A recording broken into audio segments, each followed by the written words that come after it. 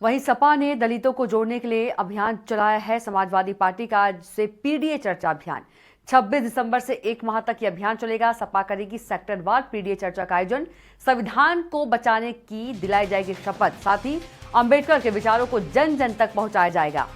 सपा ने दलितों को जोड़ने के लिए एक अभियान चलाया है। बता दें, समाजवादी पार्टी का आज से पीडीए चर्चा अभियान 26 दिसंबर से 1 माह तक अभियान चलेगा। तो अंबेडकर के विचार को जन जन तक पहुंचाने का सपा जो है प्रयास करेगी। साथ ही संविधान को बचाने का भी संदेश जो है सपा के द्वारा दिया जाएगा।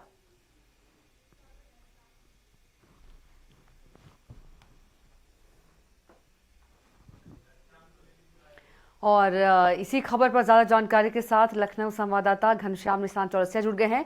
घनश्याम, सपा ने दलितों को जोड़ने के लिए एक अभियान आज से चलाएगी जो कि 1 माह तक चलेगा और इस अभियान में संविधान को बचाने और अंबेडकर के विचारों को जन जन तक पहुंचाने की कोशिश जो है सपा के द्वारा किया जाएगा। देखिए कविता, उत्तर प्रदेश की राजनीति में और उत्तर प्रदेश में सत्ता में आने में पीडीए के बिना कुछ भी संभव नहीं है। पीडीए मतलब अगर भारतीय जनता पार्टी के अनुसार अगर उसके परिभाषा को गढ़ा जाए तो अलग अलग परिभाषा के जरिए जवाब दिया जा रहा है। जैसे इंडिया गठबंधन, कांग्रेसी लोग इंडिया गठबंधन बोलते हैं, भारतीय जनता पार्टी के लोग इंडी गठबंधन बोलते हैं, घमंडी गठबंधन बोलते हैं, घमंडिया के लोग बोलते हैं। वैसे पीडीए के अलग अलग परिभाषा भारतीय जनता पार्टी और उससे जुड़े हुए जो दल हैं वो गढ़ रहे हैं। लेकिन असल में जिन्होंने ये नाम दिया अखिलेश यादव, पीडीए मतलब पिछड़ा दलित अल्पसंख्यक। अब पिछड़ा दलित अल्पसंख्यक के बिना उत्तर प्रदेश की राजनीति में सरकार बनाना पूरी तरीके से असंभव है। ऐसे में और अखिलेश यादव पिछले बीते लोकसभा चुनाव में एक उस घायल शेर के मानिंद हो गए हैं जो जिसके मुंह पे खून लग चुकी है, भूखे। इसको नेगेटिव वे में नहीं लेकर के जाते हैं। राजनीति में भूख बेहद महत्वपूर्ण होती है।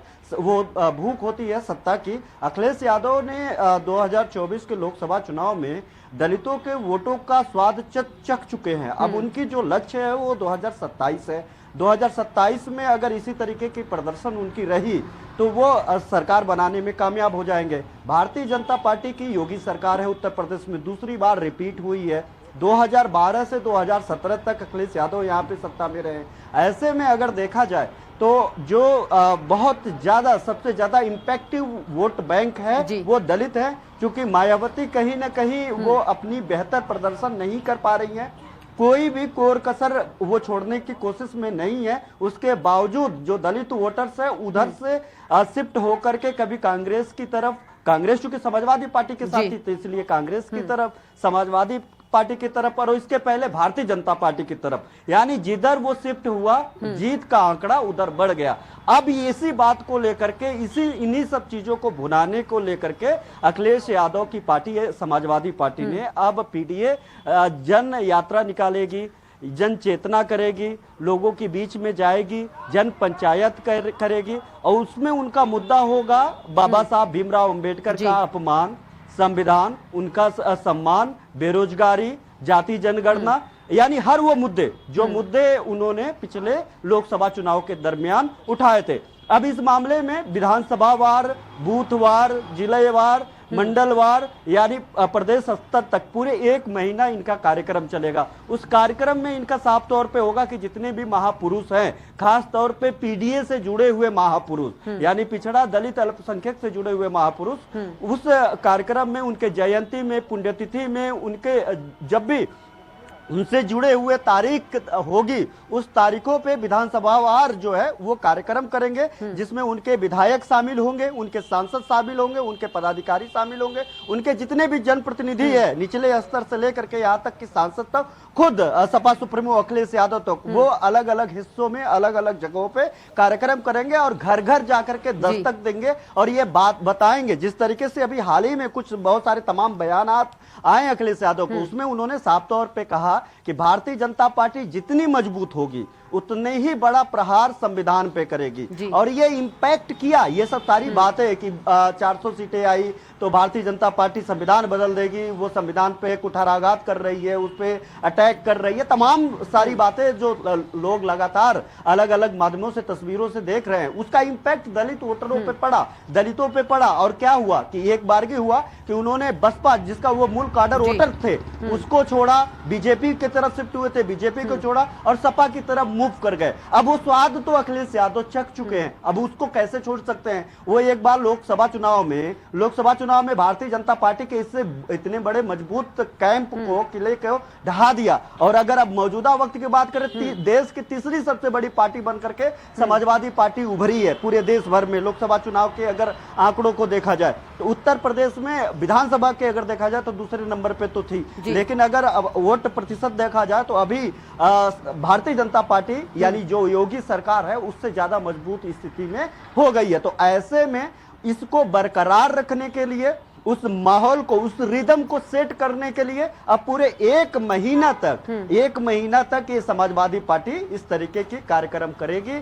और महापुरुषों को लेकर के और जिन जिन बातों को लेकर के इम्पैक्ट किए 2024 के लोकसभा चुनाव में, बीते लोकसभा चुनाव में, उन बातों को लेकर के अब उन महापुरुषों के पास जाएंगे, पंपलेट छपवाएंगे, कैंप लगाएंगे, लोगों से मुखातिब होंगे। जो लोग अपने घरों से निकल करके आएंगे उनको कैंप में बताएंगे, नहीं आएंगे तो उनके घर जाकर के बताएंगे, उनको समझाने की कोशिश करेंगे कि किस तरीके से भारतीय जनता पार्टी की सरकार जनहित में काम नहीं कर रही है और अगर अखिलेश यादव की सरकार आई तो क्या कुछ करेगी और कैसे बाबा साहब भीमराव अंबेडकर का संविधान बचाएगी और कैसे भारतीय जनता पार्टी उस संविधान को खत्म कर रही है। इस नैरेटिव को गढ़ने में उनका लक्ष्य सीधे तौर पे 2027 है। उसके इतर अगर बात करें, अभी हाल ही में हम लोगों ने देखा, एक तो 2024 के चुनाव में बाबा साहब भीमराव अंबेडकर का संविधान जलाने का, संविधान खत्म करने का बात इंपैक्ट तो रहा ही और वो पूरे देश में रहा। सबसे ज्यादा असर उत्तर प्रदेश, और उत्तर प्रदेश में कहा जाता है कि दिल्ली का रास्ता उत्तर प्रदेश से होकर के ही जाता है हर हालत में।